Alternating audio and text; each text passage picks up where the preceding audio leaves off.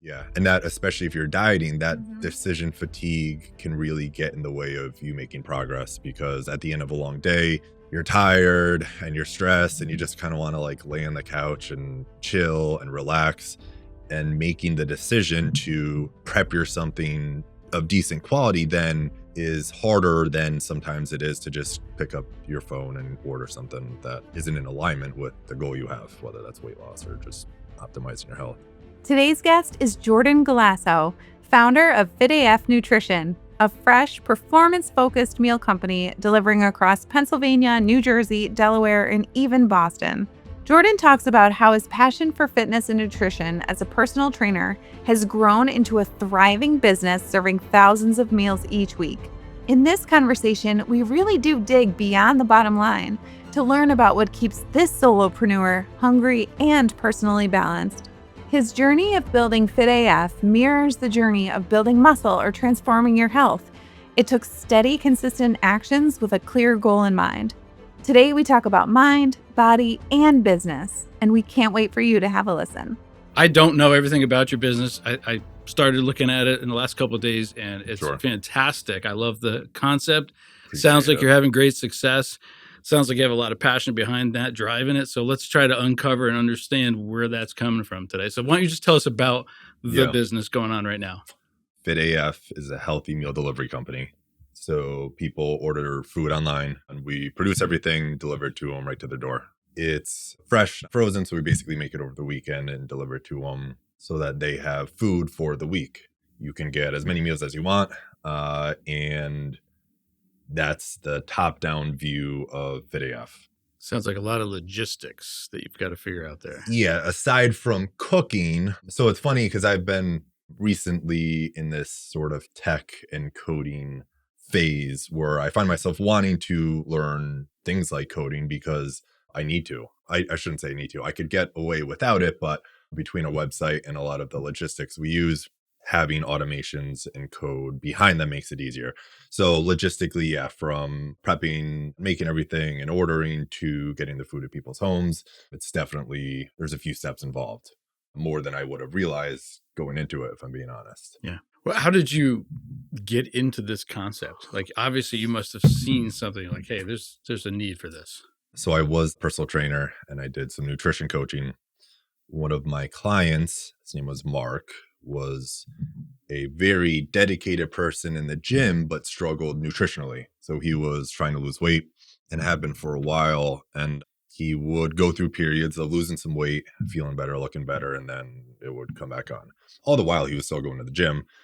So clearly, as most people know, it's, especially if weight loss is a main focus, it is very much what you consume and how much you consume, even more so than what you do in the gym.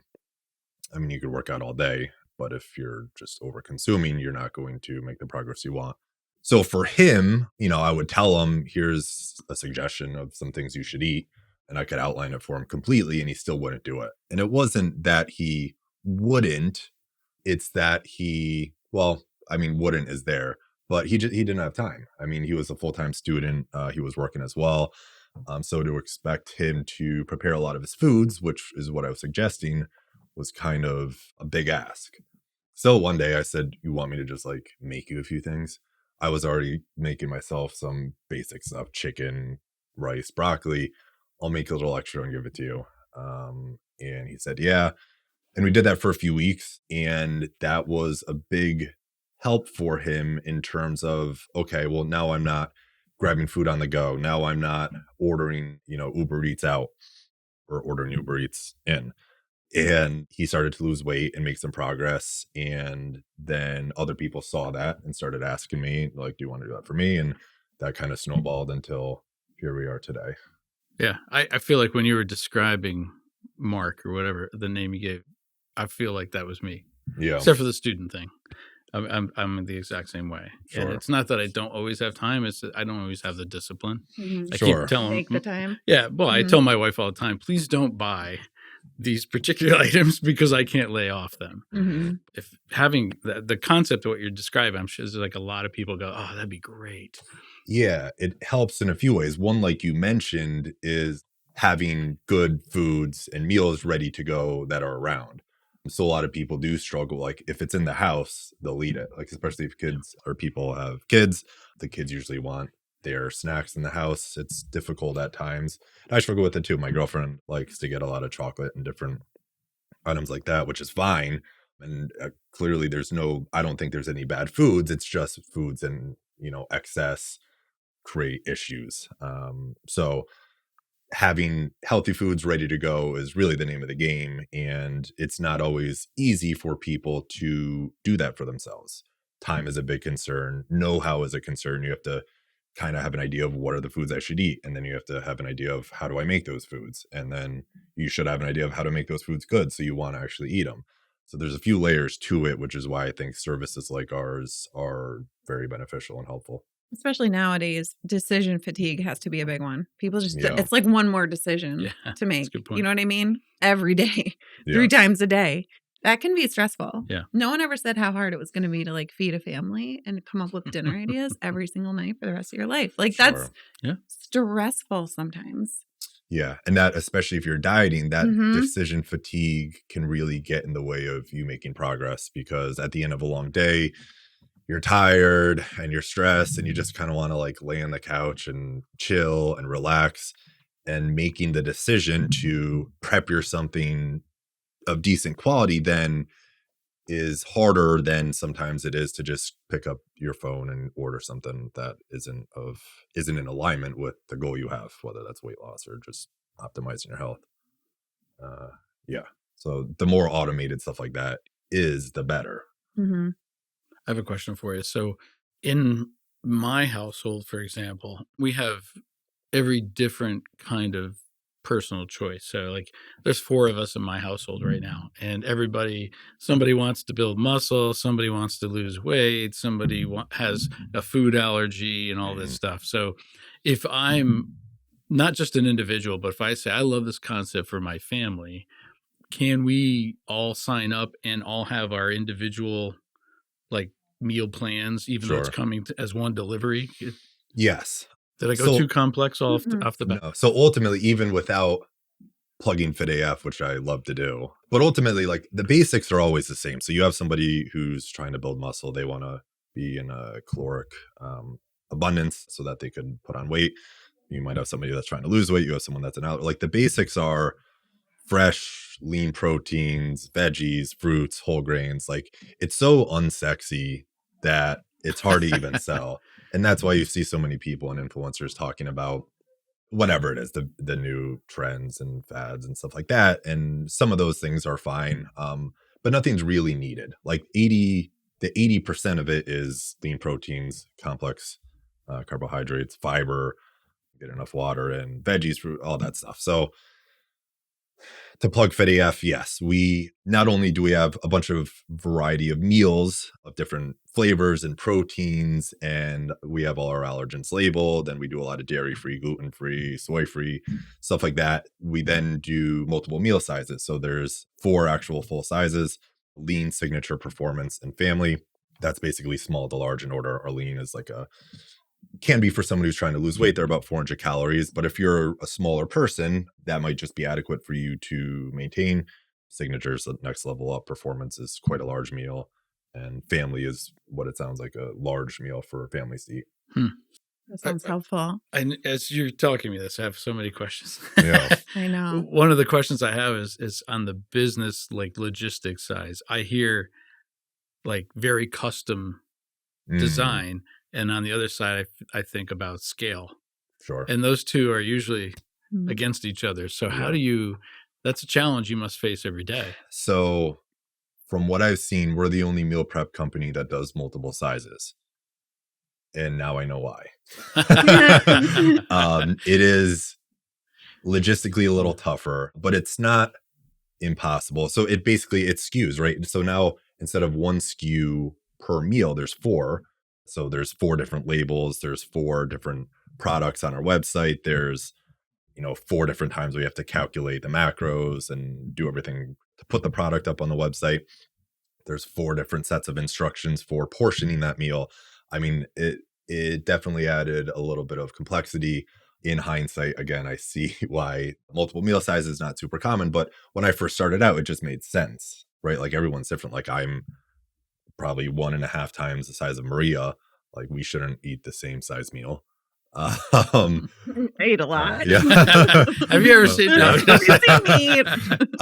So initially we actually had 2 sizes, and then for whatever reason made sense to add a third, and then the family size. But certainly, yes, it does add some complexity, but I feel like it makes sense. It sets us apart, and we're willing to go through a little bit more to have a more customized product so that people could come and not get a one size fits all sort of approach. Mm-hmm.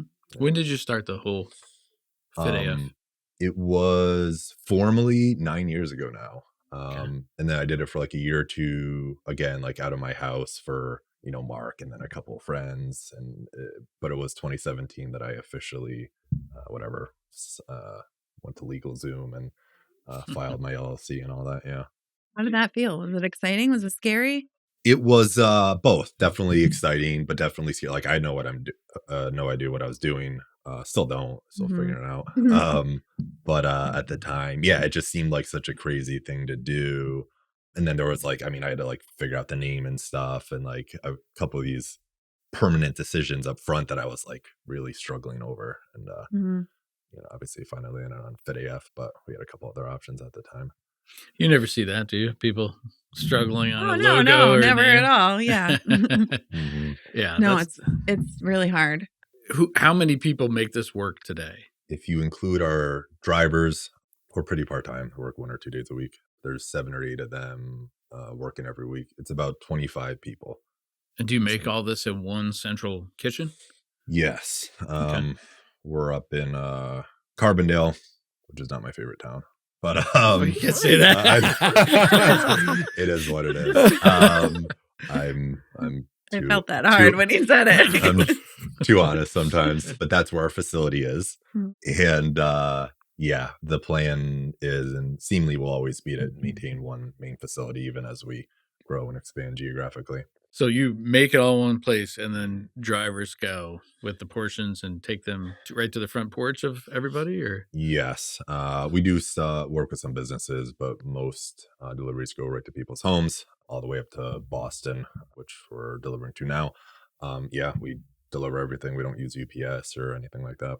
Yeah, that's a lot. Yeah, that's a lot. Yeah. There's nothing that says it has to stay like that as you continue to build. Right. But we don't have to go too deep here, but the logistics change, as do how we package our meals when we ship or when we switch to shipping. So in many ways, shipping is nice because we don't have to deal with routes and delivery drivers and vehicles, which are my least favorite part. We have a few refrigerated vans, which are constantly just having issues. Problematic. And I'm not automotively handy at all. But shipping would require us to switch our packaging to what's called modified atmosphere packaging, which basically you put your tray through a machine and it sucks out the oxygen, replaces it with nitrogen and carbon dioxide, a couple other things. The reason that's important for shipping is the containers are a little more pliable and flexible, because when the UPS man tosses your freaking delivery, which they all do, the containers won't break as often. So our containers right now are a little more rigid. But the issue with the modified atmosphere packaging, again, I'll back up from this in a second, but is it looks like a TV dinner. Like it's got that plastic film on it that you peel back, and I've always hated that. Eventually we might get there, but I've been trying to put it off and just keep our expansion within our current territory and grow mile by mile with our own delivery fleet. That's incredible. Yeah. It really is. Are you still personal training? We do nutrition coaching. So actually we have a couple of coaches on staff who are very good. And I have a couple clients still. Since we've hired more coaches, I've brought new client or given them most of the clients. So long story short, no. But I do a little nutrition coaching, which usually does come with exercise programming as well. But I'm not in the gym with people counting reps. Yes and no. You could probably just hear it in my voice. I didn't like counting reps, which was my least favorite thing to do. But I did like being with people. I really like exercise programming, and I like physically being there to see the progress, Mm-hmm. which you do still see with like online stuff, nutrition coaching, which ours is all online. But there's something about like being with that person, that Mm-hmm. seeing their pictures and doing virtual calls, you don't get that Yeah. one-on-one. Seems like you really care about your clients and customers Yeah, it's and their cool. experience. Yes, it's definitely cool to see people make progress, especially if they've struggled for a while to make that progress. It's Mm-hmm. awesome. Yeah. But no, not personal training anymore currently. Do you want to get back to that, or you're Um, good where you are? No, I'm good where I'm at. Okay. Eventually, I mean, we'll see. I don't know what after FIDAF years from now, I don't know what I want to do. Maybe I'll personal train a little bit, but we'll see. You can be a coder. You can be Yeah. building. I was gonna say, are you in a food business or a tech business? Some people would say tech. I should touch on the code. It's what, dude. I literally just yesterday met with somebody, one of the man that works at Posture. I asked him, I was like, can you show me the basics of coding, at least for like Google products, Google Sheets? And he did, and he got me set up. And this morning, like, I built some script automation in one of my sheets that is pretty basic, but I did it right before I came here, and I was so excited. And that's probably why I said it as like one of the first things. So I'm not a coder, nor am I good, but like just this morning I made my own little code, which like automated. It's basically the spreadsheet I have with our meals and the popularity, basically how they did every week. And I every week would go in and I paste the name of the meal and put, basically the percentage of sales it was that week. And then I'd have to go and merge similar names. And I made it now. So I just drop the meals in with how they did that week, and it merges the names and it updates them, and it just does it all in one click of a button, and it was epic. Awesome. It is Yeah. epic. Anyways, That's the new world. Yeah. Right. But that's great. So that's going to help with your decision fatigue, right? Yes. I really like that sort of thing. Like, can I set this up once in an automation so that I don't have to weekly keep updating it? Mm-hmm.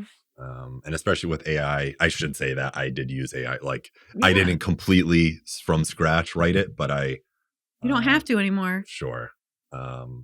That vibe coding is a new cool thing, I guess. That's awesome. We're all reading the same articles. Yeah. I missed that one. Oh yeah, vibe coding is the new word.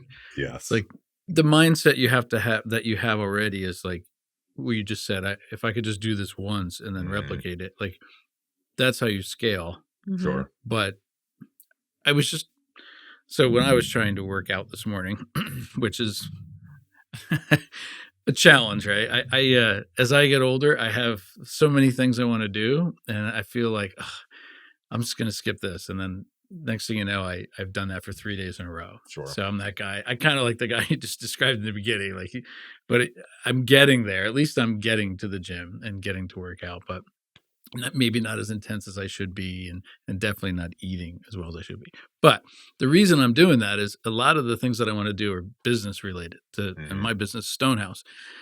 That when you're talking about all that you just described, I think about you're still working out. You look great, but you've got 1,000 things going on in your head, and you're trying to balance. You've got to be sort of a role model. You got to feel good, look good, and eat well, get enough sleep and everything, and balance that with a million things you want to do.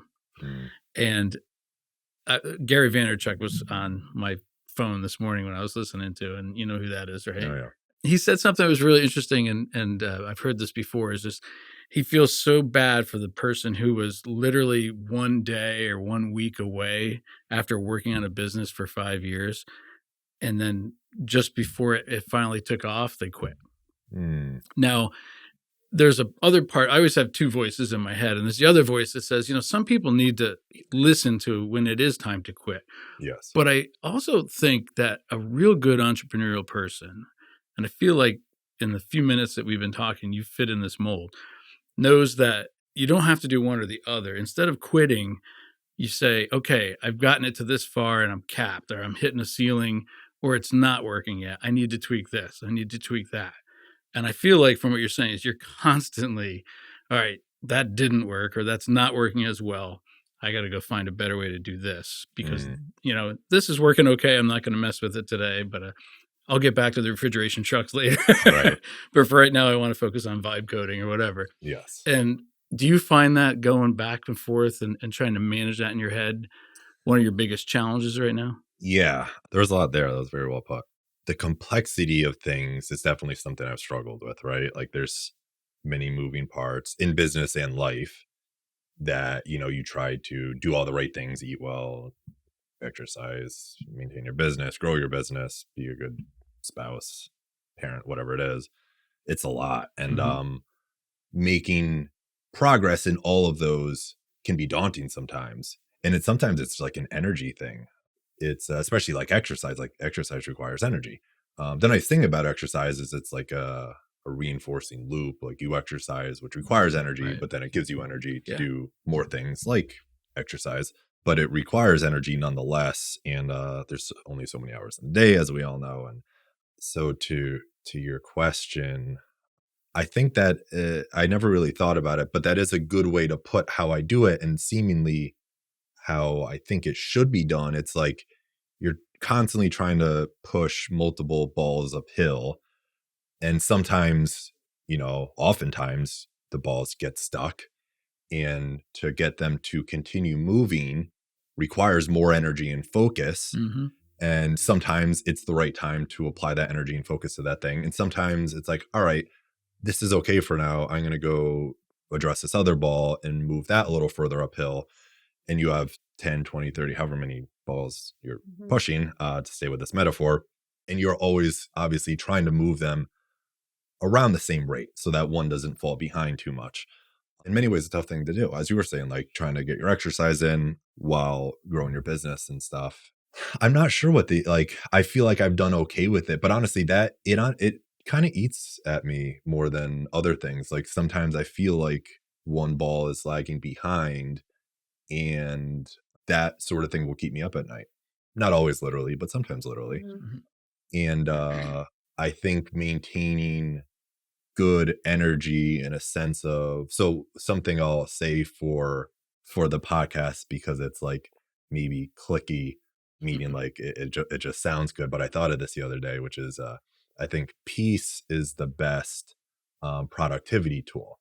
Meaning I've used all the nootropics you could think of to try to improve my productivity, and all the tools you could think of to improve my productivity.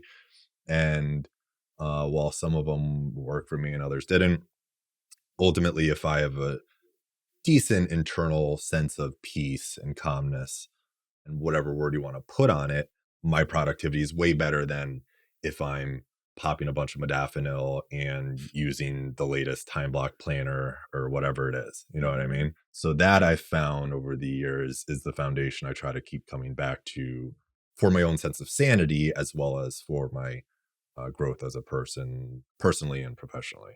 Beautiful. Yeah. Speaking my language over here. Love this. So, Yeah, what keeps coming to me is we all need rest days. You sure. can't only work your arms and not give them a rest. That's Mm, where the growth happens, is in the rest period. So, when you were talking about quitting or continuing to go, like, I think the middle ground there is rest. You know, sure. take a rest, take a pause, find your peace, find your balance, and then you can create from a different place. You can get creative. If you're focusing over here, sometimes the idea drops in for the solution over here. Mhm. I think rest is important. Yeah, that's a tough thing for people, including myself sometimes, because it's like you feel like you need to keep grinding, and often is promoted that grinding lifestyle and Mhm. mentality from the people online Mhm. of the world. And Those bros.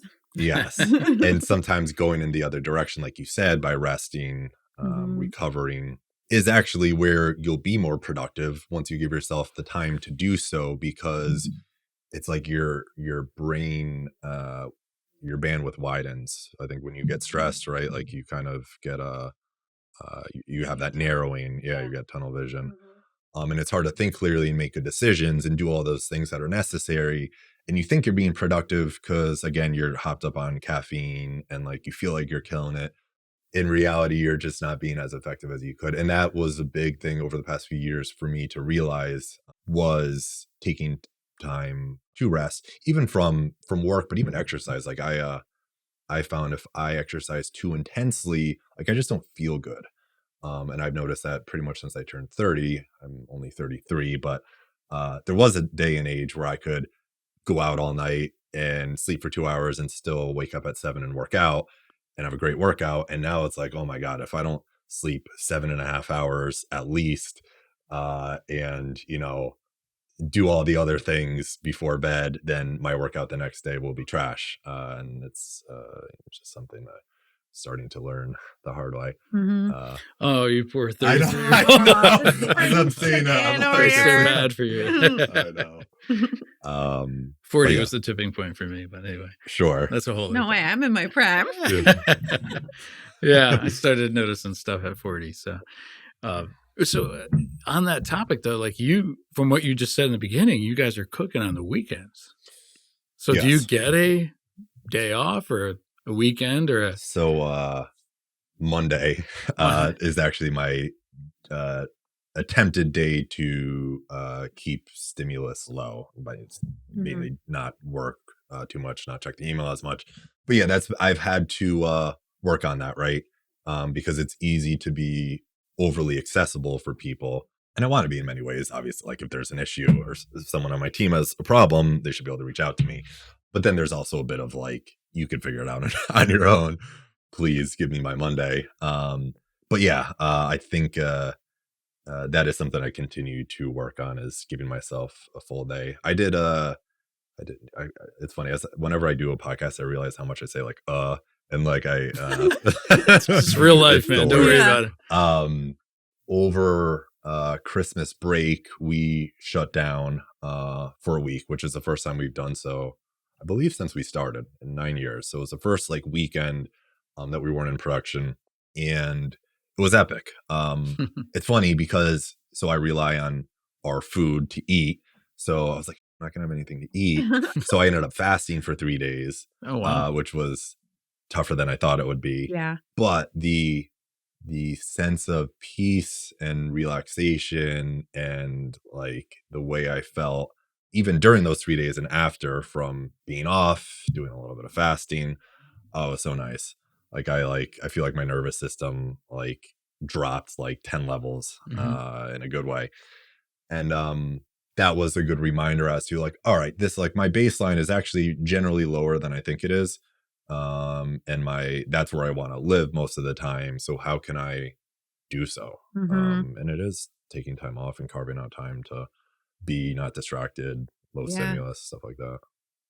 I don't think enough people talk about nervous system regulation. I'm you're hot right. on that topic. I guarantee you're right on that. Yeah, I'm hot on that right now. Yeah. We can't keep going. We can't keep pushing. This patriarchal grind, go, go, go, is not helping us. Yeah. We need that balance. I love this. It's tough. It is tough. Especially, like I said, it's often promoted to work hard and grind, which is good. But it's got to come in phases, I think, right? Yeah. And be you like the awareness to know when to let off the gas takes some time to develop, I think, especially if you're like that type A person who, for whatever, like, you just feel like you always need to perform. Letting off the gas is like needed, as we just discussed. On that topic, then, when you talk about, you said 20 some people making this work, who, other than you, is there anybody else in the sort of executive position, like making the decisions, like, we're going to do this, we're going to do that? Or is everybody mostly in the execution side of it? So I do have both. And there's some, my main sort of admin execution person is newer. So I've been working with him to honestly help unload a few things off my plate. But we are very, to use your words, execution based. Like, a lot of people are working in the kitchen, are producing our meals, which is obviously our main business. Along the admin side of things and higher up in decisions requires a lot of tech know-how. All the more reason why I'm trying to learn more myself, so that I can better explain things, better automate things, and better teach people how to do things without me. But that's a good point, and I think a lot of my uh, grinding throughout the years has been due to not putting those positions in place and relying too much upon, all right, you cook the food, I'll handle everything else. When in reality, I probably needed a little more help with the execution side of things, or with the sort of admin side of things, if that makes sense. It's hard to outsource something you don't know personally, though. Sure. So I think when you're building a business, it's okay to do all the things and Yes. understand all the ingredients that it takes to build the recipe of your business, so that Right. then you can hand it off in a way, because you know your business better than anybody. Mm. So that's kind of par for the course, I think. It really makes me so I have this little business in Northeast Pennsylvania, and then I go to like I was just in Disney World, and I look at how massive and complex that operation must be. I mean, Disney, we did Animal Kingdom, but that alone is one small part of like Disney is this huge corporation. And I spend a lot of time thinking, like, how like the layers of that. It's like millions of businesses like mine in one, despite what anyone thinks. Like, I mean, I think Elon Musk is a very impressive individual, whatever you think of him politically and all that. But like how you grow to that level, it just blows my mind, as someone who struggles with, the day-to-day operations of my own business.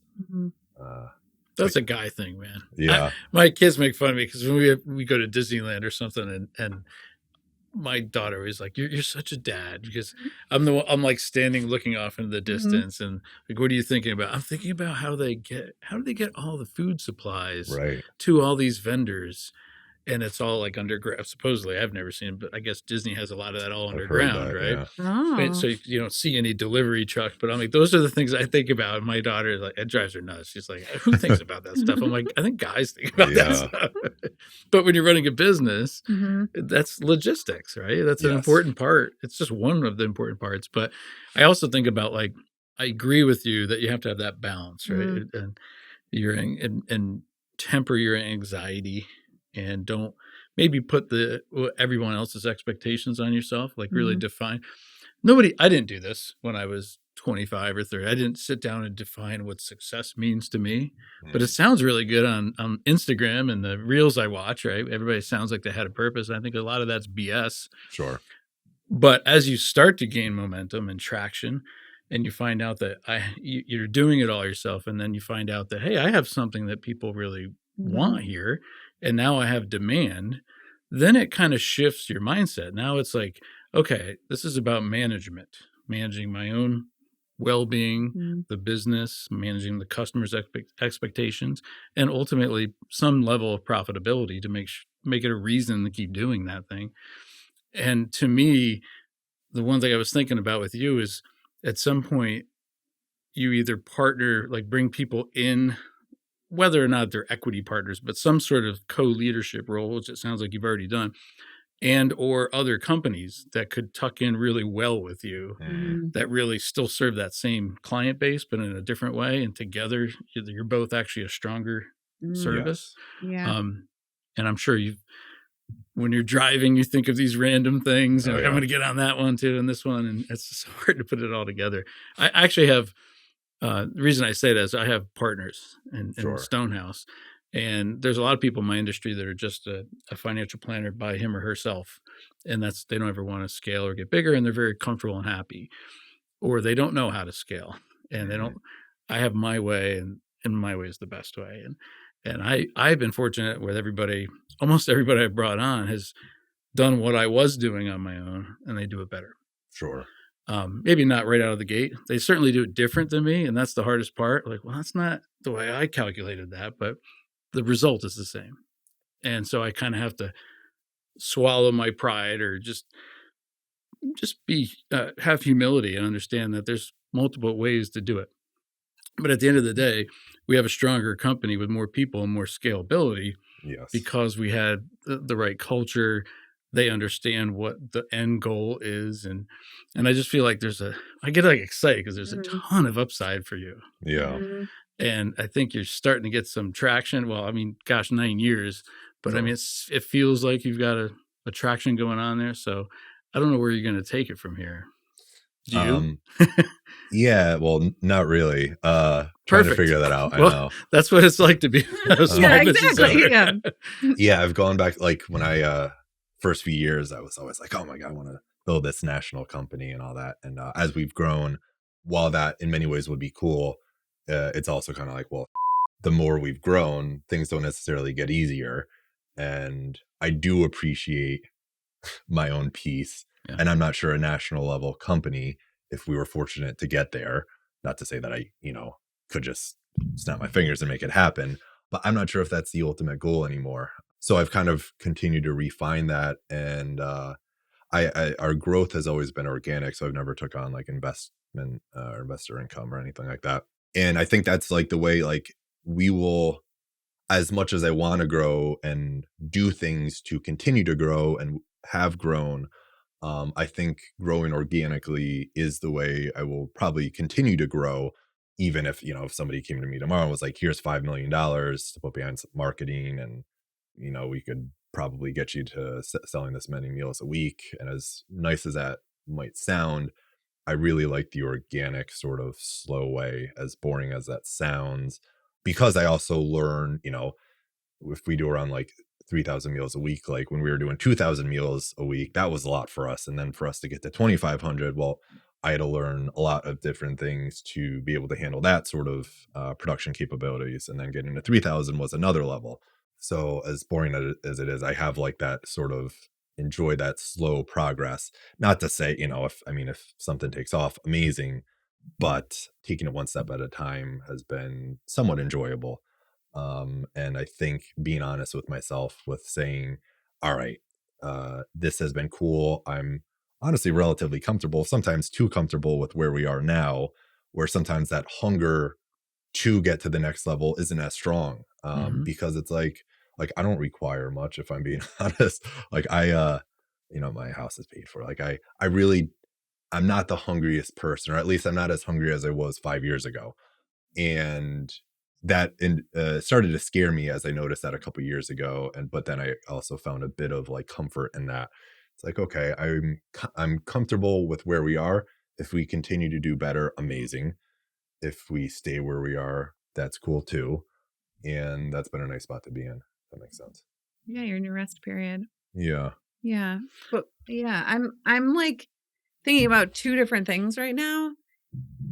And Is it food? I'm thinking about food. no, So- I'm thinking about two different things. So it's parallel to a fitness journey.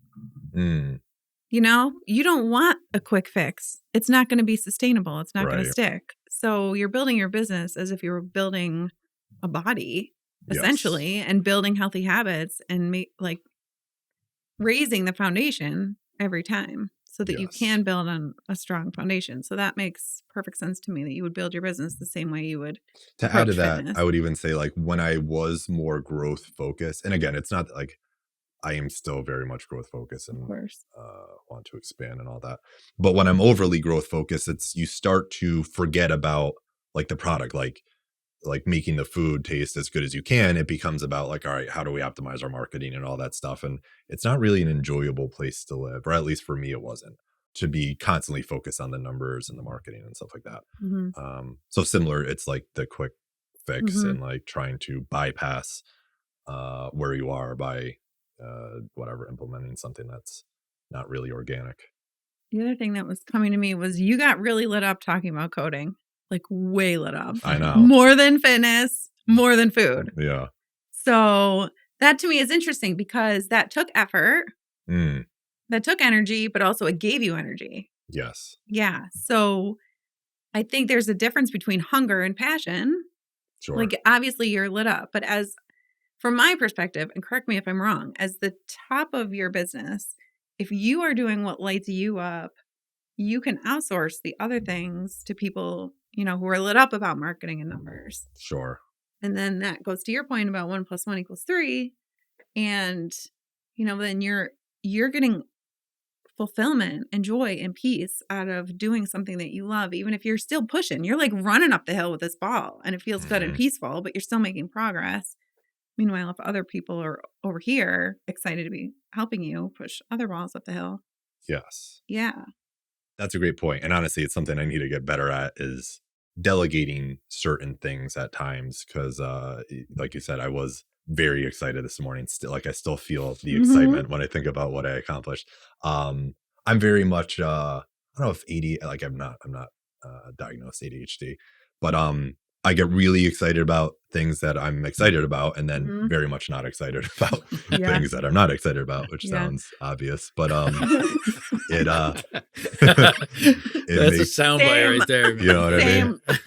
It makes it like again from what I briefly learned coding, it was very overwhelming, and then I started to apply it to one of my spreadsheets like I was saying, and then like something in my brain went like, oh, and like was super excited, and that's often what happens, and then I run with that. I play guitar, for example, and I got pretty good when I was younger because I was a bit of an outcast, didn't have too many friends, and guitar was that for me. It was like I'm gonna be really good at guitar, and like I just applied whatever all my focus and attention on it to a fault, and I got really good. So it is when it's like a little bit of a superpower at times, but also kind of makes it difficult at times to do like accounting. I can't stand doing accounting. There's like a big difference between playing guitar and accounting. Yes. Yeah. Good for you.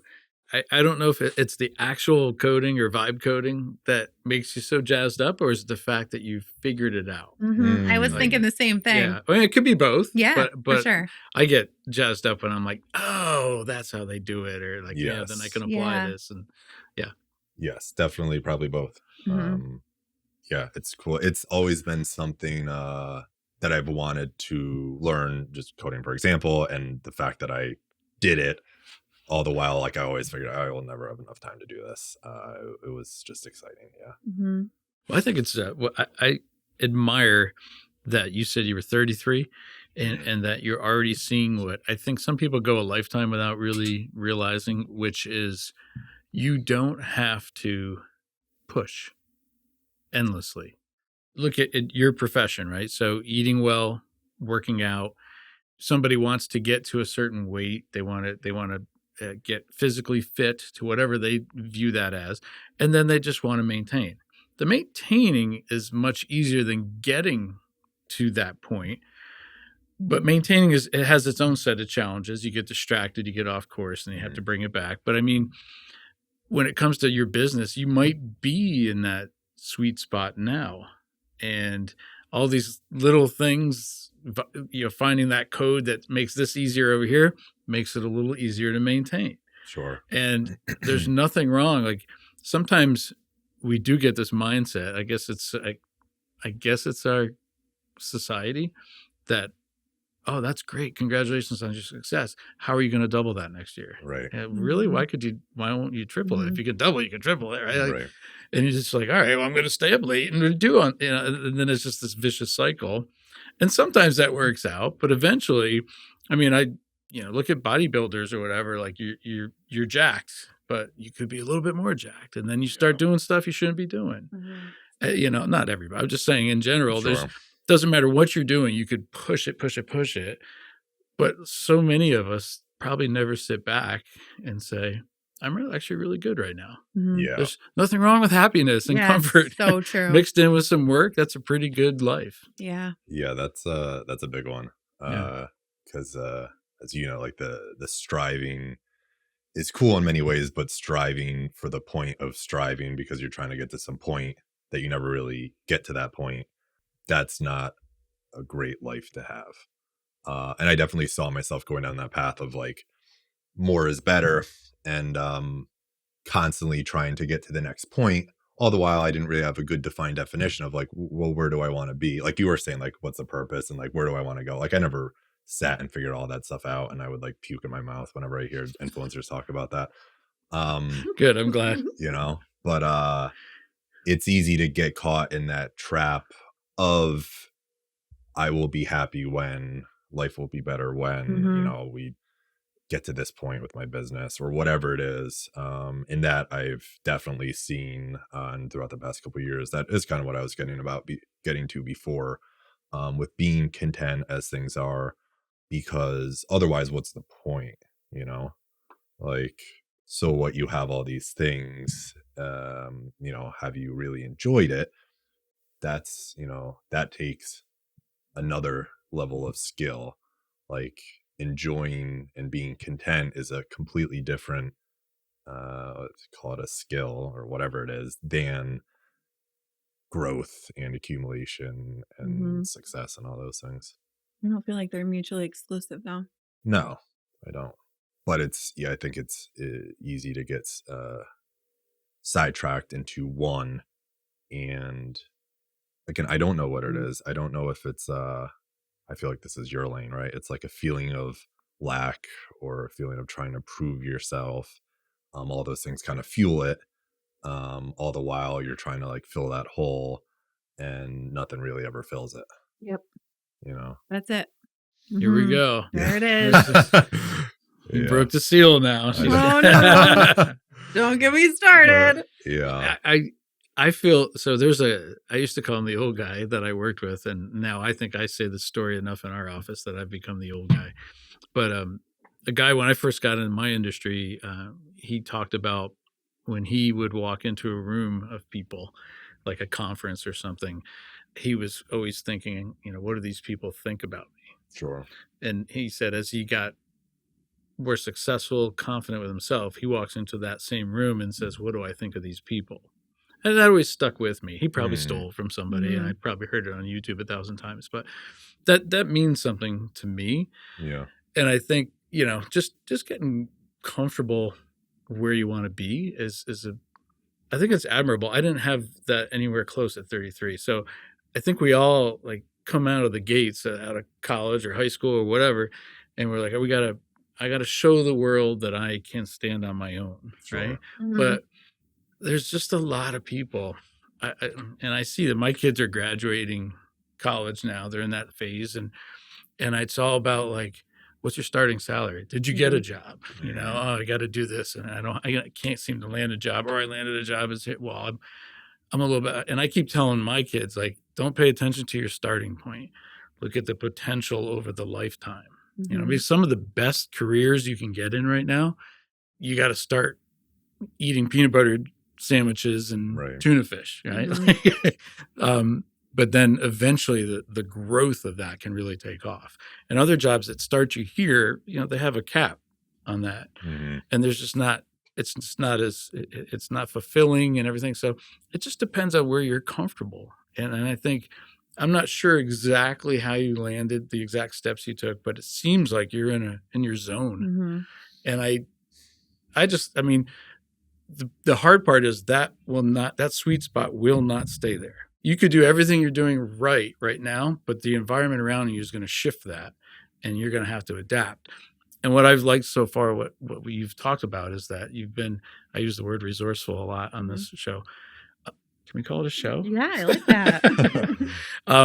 And some people are resourceful, others are not. There's not a right or wrong, but if you're not, you shouldn't probably be running your own business. But if you are, you're in the right kind of environment, and you're just used to, when that environment changes, you have to recognize it. So being able to like pick your head up and look around once in a while, take a measure of what's going on, like, oh, that won't affect me, or like, oh, that's a big thing to me, you know, and then coming back in.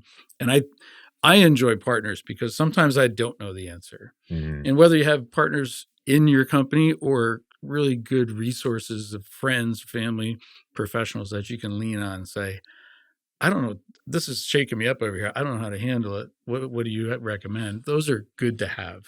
Yes. Whether, you know, it doesn't have to be financial or accounting or legal or marketing, you know, strategists, things like that. It's good to have that stuff. Definitely. And there have been a few people that I look to in the past, and still continue to look to for those answers. I think business for me has been it puts you in situations that you would otherwise never be in part because you're not in business, but in part because they're really uncomfortable and you would seek to be anywhere else. The business is like a never ending inflow of really difficult situations. I'm not trying to sound like No, it being is. in business is like, I'm so awesome, but it's like, you're just constantly in these situations that it's like, damn, I would never put myself here, but I'm here. So what am I going to do? And it forces you to be very resourceful and dig deeper than I think you otherwise would, because you don't have a choice but to. And in the moment, it sucks. But when I look back, it's like, damn, that's really amazing. And it has caused me to grow a lot and think of things differently because they call them opportunities for growth. But here I had to deal with all these opportunities for growth, and that's very cool. And I think a good reason alone to get into business is it really forces you to grow and figure out how to handle things that again you might not otherwise experience. I mean, life is always throwing challenges at us. In business, you're thrown a different set of challenges. But yeah, to your point, I've definitely there's having people, and I don't know, maybe partners is the way I go at some point, because sometimes it is like, oh god, it'd be really nice to have somebody to help me make this decision or make this decision for me, so I could go focus on what I was just focusing on, but got interrupted because here's some fire that needs to be put out. Mm-hmm. Yeah, partners can. I'm not trying to talk you into it or out of it. I've had the fortune of having some great partners. Sure. I really have. I have a lot of clients that will say, "Don't ever get a partner. Sure. Do it yourself if you can." So find your way, man. Yeah. Yeah. But I will say this: one thing that really stands out to me too in this conversation with you is your business today spawned from just pure organic. You wanted to help yourself, and you started cooking and doing the right things for yourself. And then others noticed that and you talked to them just organically, and that grew into something more. And you're like, I want to help this guy, these people over here. Now I can do it for a number of people, and then just grew into business, right? And then just grow. But you're like, hey, I think there's something here. And I just had this conversation with my son because he's in Stonehouse now. And I said, out of the 28 years I've been doing this, right? I look back and we have a lot of people working here. We manage a lot of money for a lot of households in our area, and it just makes me feel really good. And it's just been a series of decisions.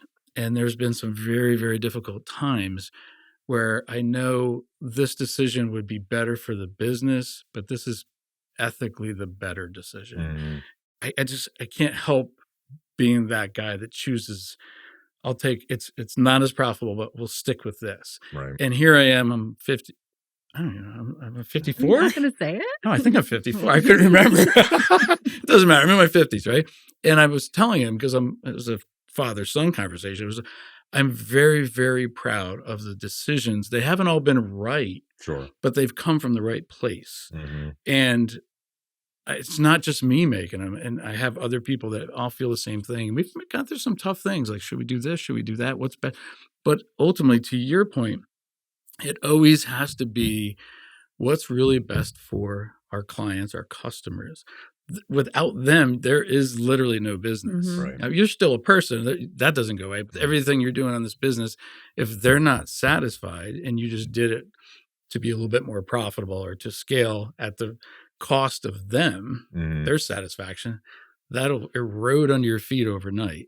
And then you'll be going, wow. So true. Yeah. So good luck. I mean, that's what, every small business deals with that, but I just feel like I'm very happy that I didn't reach for this or that and stuck to the basics, because I think over the long haul, I guess I look at it as like a tree growing, and when it's young, it can easily get knocked over, but like to grow real tall and proud, it needs to have a very strong base. It needs to be flexible because the wind and things are going to knock you around. You can't just be rigid and like, no, this is the way we're doing it. Sometimes you have to listen to the customer or the client and say, oh, they do really want to have that service or that, right, those options or whatever you're looking at. So I don't know. I feel like I'm on a pedestal here trying to talk to you, but I'm just excited for you because I feel like you're 20 years younger than me, and there's so much upside and so much you're gonna do, man. I appreciate it. So it's gonna be the coffee too. Talking. Yeah. No, that makes a lot of sense. I've found I've gotten better. Like when you make decisions, it's funny. Decision making alone is a skill that I feel like I've developed a lot, and making decisions, like you said, from a place of wanting to make the product and the the product the best it can be and make the customer as happy with us as they can be versus the decision that's based off of money or growth or whatever. I found that there's like there's a tangible feeling of, oh, I made that decision not from the right place, or I made that decision from the right place that I've really refined. And uh, I think, like you said, you feel better clearly making the decision from the place that promotes the tree growing from a very large trunk, so that the strengthening the foundation and making decisions that are based off making the product and the customer as happy as they can be versus trying to get that tree as tall as it could be. I've tried again in the past. It was like, all right, let's get this tree nice and tall. And it just didn't feel good, right? Like you're listening Yeah, to all right. the like gurus on Instagram. It's like, all right, what are the things I need to do? And like, I just hated that it didn't feel good. And that's, again, part of my growth in business is learning that principle. And now it's like, all right, I'm much better making these decisions, and I'll still, what does Alex Hormozy say about customer acquisition costs versus lifetime value and all that stuff? And a lot of that is great. The point I'm trying to get at is like a lot of the answers I know, and I don't always have to look outside for the best answer to a problem. Like I could usually answer it myself. If that makes sense. Mm-hmm. Yeah. I feel like I need my entire life. I've always needed a little something. And I've had some really strong people in my life. And it's just in the business or outside the business. And it just feels really good. A couple of very deep directional decisions that we had to make. And it just feels good to bounce that off of somebody versus just making it on your own. But sometimes that you're the only option. Mm-hmm. I didn't mean to beat the hell out of the tree analogy. No, but realistically, if you grow too quickly and your trunk isn't strong enough for that thing, the next thing knocks you right over. Right. That happens all the time. But I have a question. Do you find that as you evolve personally through this journey of business, which I feel like business is a personal development 101 crash course, do you find that the people around you and your environment are changing? The people you listen to, the people you go to, but also like on a friend level? I do. I would say honestly, a friend level and an employee staff level, to throw that in there. The people I've hired recently are much different than the people I hired initially, in a much different way, in a way that's more conducive for myself in the business. But yeah, the people I spend time with, honestly, this is going to sound terrible and sad, but I definitely have less friends than I did 5 years ago, but in a good way. I think I've always been a little bit of a loner, but through periods of not being maybe super content or whatever it was, I'll want to distract myself and do other things and like, whatever, spend time with people that are maybe fun for a little bit to be around, but long term, I don't really want to spend time with you. And I've kind of ran with that the past few years, and have a few really good friends. And yeah, it is funny because the people I've surrounded myself with have definitely changed. that's probably pretty normal, right? Less quantity and more quality, deeper relationships. Mm-hmm.